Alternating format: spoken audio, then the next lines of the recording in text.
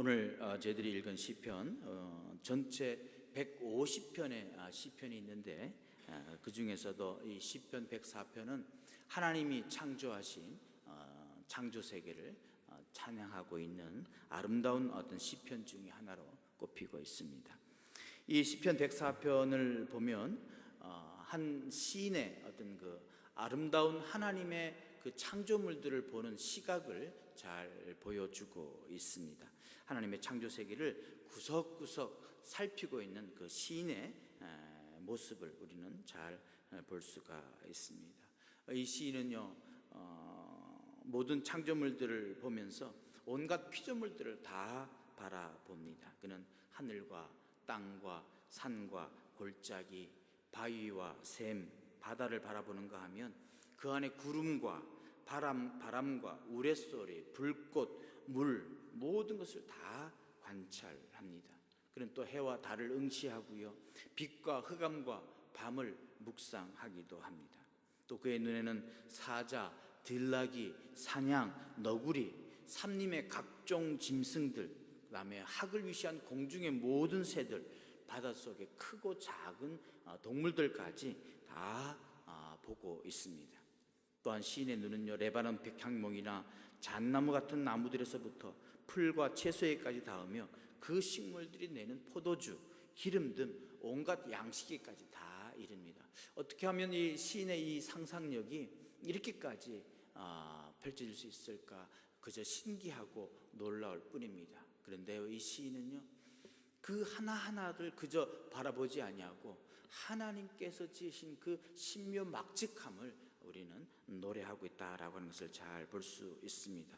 그저요, 우리 TV 프로그램이 뭐 동물의 세계 같이요, 그냥 동물의 세계를 제작하는 그 제작자와는 다르게 진정 이 피조물들을 창조하신 그분이 어떤 분인가, 그저 그 동물들, 식물들이 그저 신기해서 그것을 찍는 것이 아니라, 그걸 바라보는 것이 아니라, 이것을 창조하신 그 하나님이 얼마나 어떤 분이신가, 그 마음이 어떤 분인가를 살피면서 보고 있는 것을 우리는 볼 수 있습니다.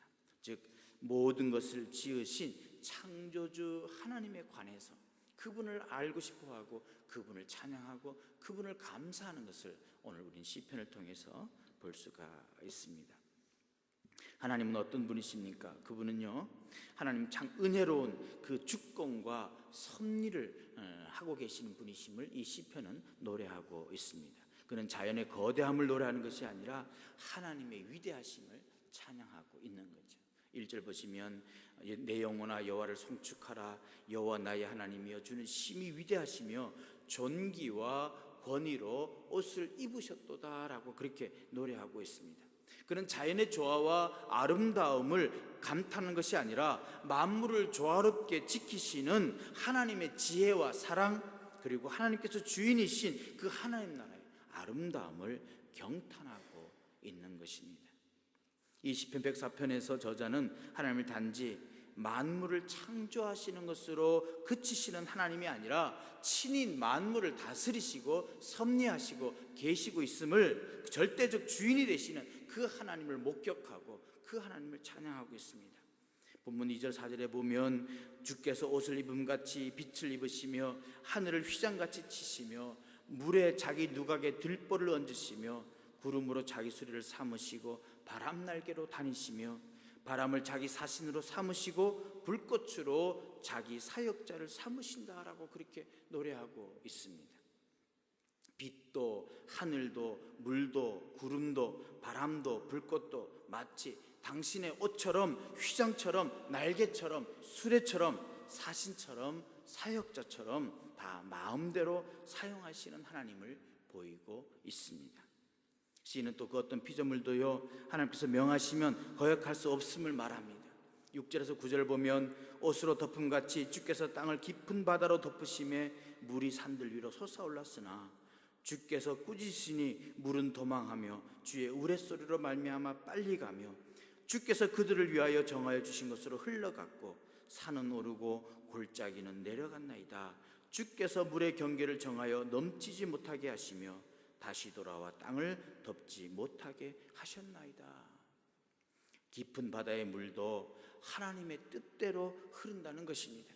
그뿐 아닙니다. 모든 생명체가 살고 죽는 것이 다 하나님의 손에 달려 있음을 이 시편 기자는 말하고 있습니다. 오늘 우리가 읽은 본문 28절 29절은 이렇게 노래합니다. 주께서 주신즉 그들이 받으며 주께서 펴신즉 그들이 좋은 것으로 만족하다가 주께서 낯을 숨기신즉 그들이 떨고 주께서 그들의 호흡을 거두신즉 그들은 또 죽어 먼지로 돌아갑니다. 또 시편 32 본문 32절은 뭐라고 얘기합니까? 그가 땅을 보신즉 땅이 진동하며 산들을 만지신즉 연기가 나는도다. 땅들도 산들도 온 천지가 하나님께 복종한다라고 얘기하고 있습니다. 즉 하나님께서 다스리시고 섭리하시고 하나님께서 모든 것을 계획하시고 하나님의 손 안에 있음을 우리들에게 노래하고 있는 것입니다. 우리들이 그 하나님을 지금 보여주고 있는 것입니다. 근데 하나님은요, 그저 다스리시기만 하는 하나님이 아니세요. 그냥 자기 뜻대로 그냥 다스리시기만 하시는 하나님이 아니시다라고 하는 거예요. 주권과 능력과 지혜와 정의와 공평으로 다스리시는 하나님을 또한 우리들에게 말씀해 주고 있습니다. 5절에 보시면 땅에 기초를 놓으사 영원히 흔들리지 않게 하셨다라고 하셨고요. 19절에 보면 여호와께서 달로 절기를 정하시며 해는 그 지는 때를 알도다 하셨고, 24절에 보면 여호와께서 주께서 하신 일이 어찌 그리 많은지요. 주께서 지혜로 그들을 다 지으셨으니 주께서 지으신 것들이 땅에 가득합니다. 그리고 오늘 보면 마지막 절에 죄인들을 땅에서 소멸하시며 악인들을 다시 잊지 못하게 하시리로다라고 그렇게 노래하고 있는 것입니다. 그저 지어만 놓고 가만히 있는 것이 아니라 그것을 정의와 공평으로 다스리시며 하나님께서 하나부터 열까지 다 다스려 주신다라고 노래하고 있는 것입니다.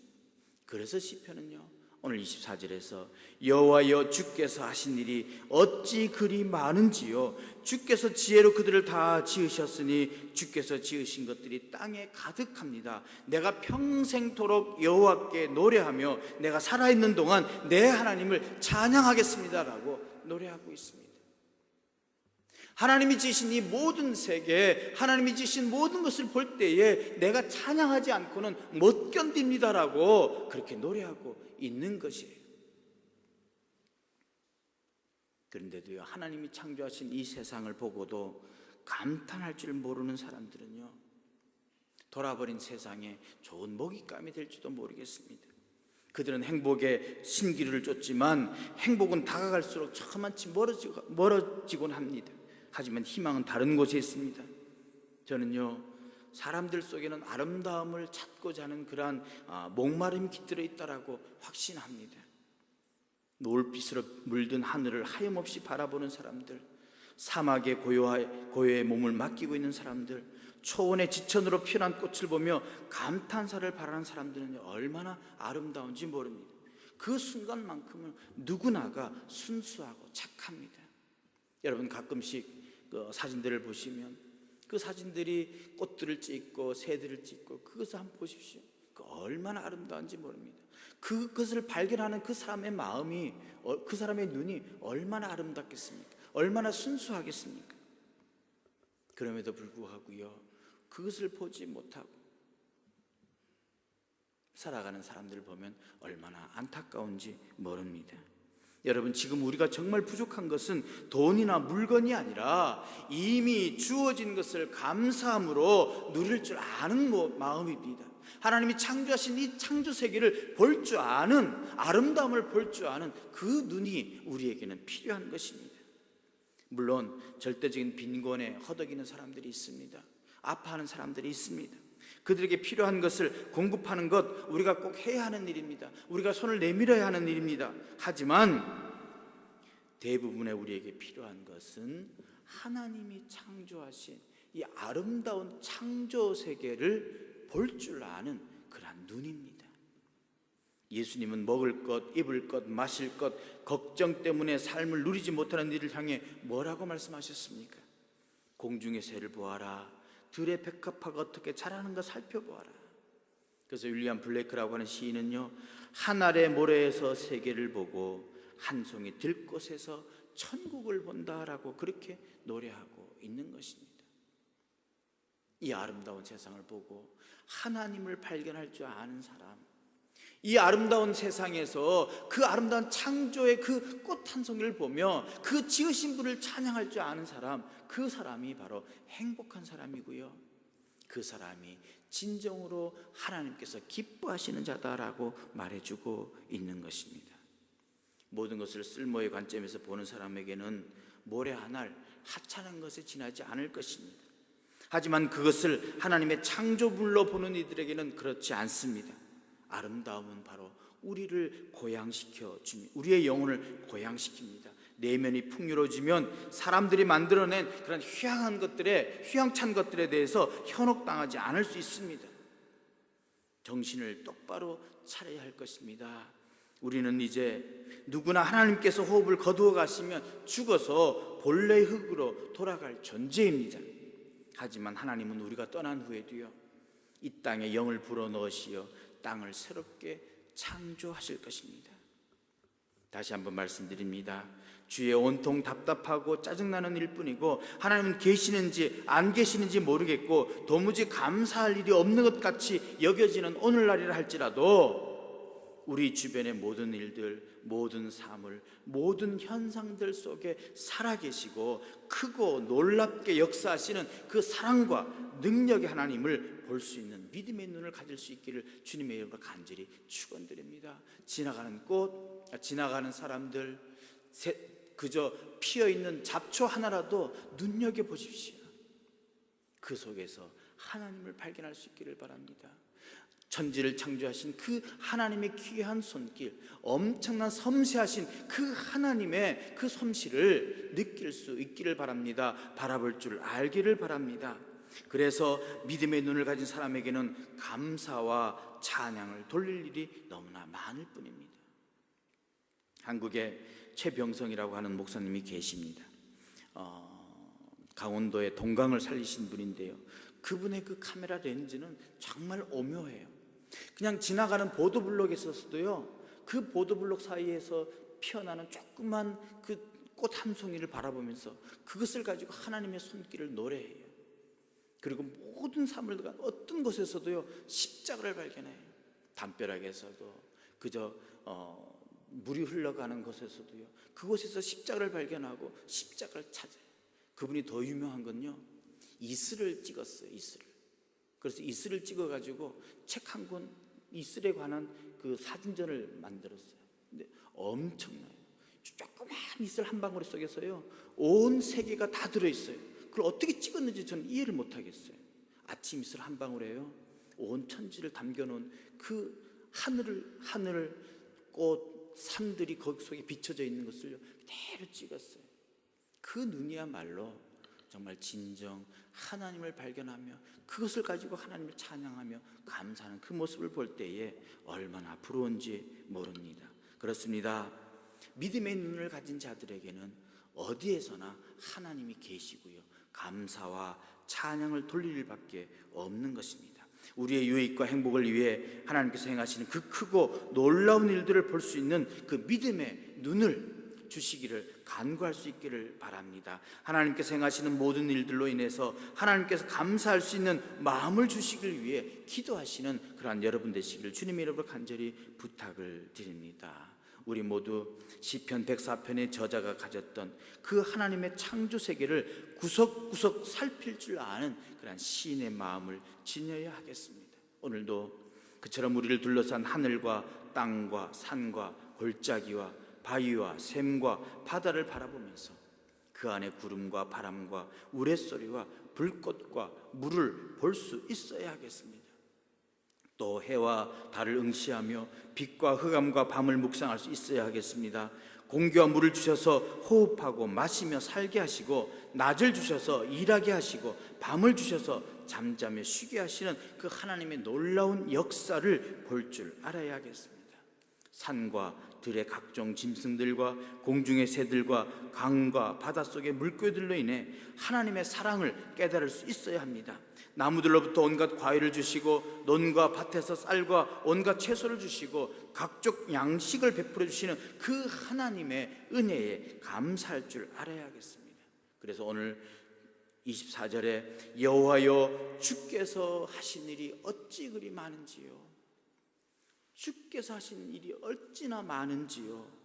주께서 지혜로 그들을 다 지으셨사오니 주께서 지으신 것들이 땅에 가득하나이다라고 하는 고백이 바로 저와 여러분의 고백이 될 수 있기를 주님의 이름으로 간절히 축원드립니다.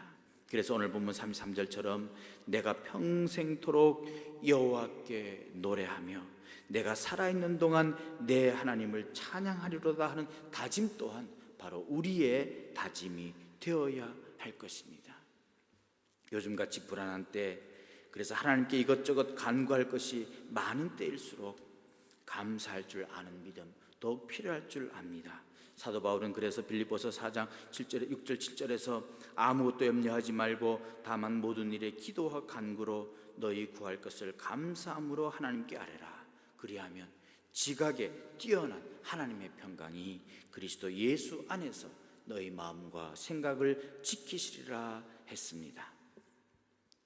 그래서 우리로 하여금 항상 모든 일에 감사하게 하는 것, 예수 그리스도이심을, 하나님의 은혜임을 기억하며 하나님을 찬양할 수 있기를 바랍니다. 그리고 무엇보다도 예수 그리스도 안에서 얻은 죄의 용서와 구원과 평안과 영생을 생각하며 날마다 감사할 수 있어야 할 것입니다.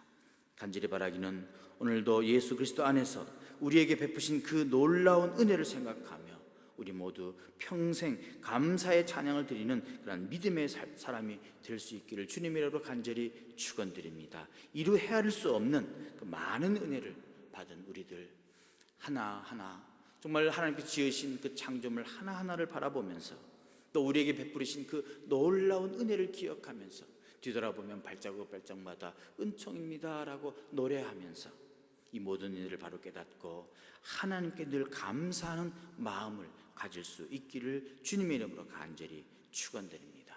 감사하는 심령에 하나님께서 언제나 평안을 주시고 그 마음을 언제나 어디서나 지켜 주실 것입니다. 감사하는 삶이 하나님께 드리는 우리의 찬양이 될 수 있기를 주님의 이름으로 간절히 축원드립니다. 기도하겠습니다. 하나님 감사합니다. 하나님이 지으신 이 모든 것들, 그러나 우리는 우리의 삶이 지쳐서 또한 삶이 너무나 바빠서 바라보지도 못하고 즐거움을 만끽하지도 못하는 우리의 무지함을 주님 용서하여 주시옵소서. 이 모든 지으신 것, 또 우리 주위에 모든 일어나는 일들이 바로 하나님의 계획하시며 하나님의 섭리하시며 하나님의 사랑하심이라고 하는 것을 깨닫고 우리의 눈을 열어 하나님을 바라볼 수 있는 저희들 되게 도와 주시옵소서. 예수 그리스도의 이름으로 간절히 기도합니다. 아멘.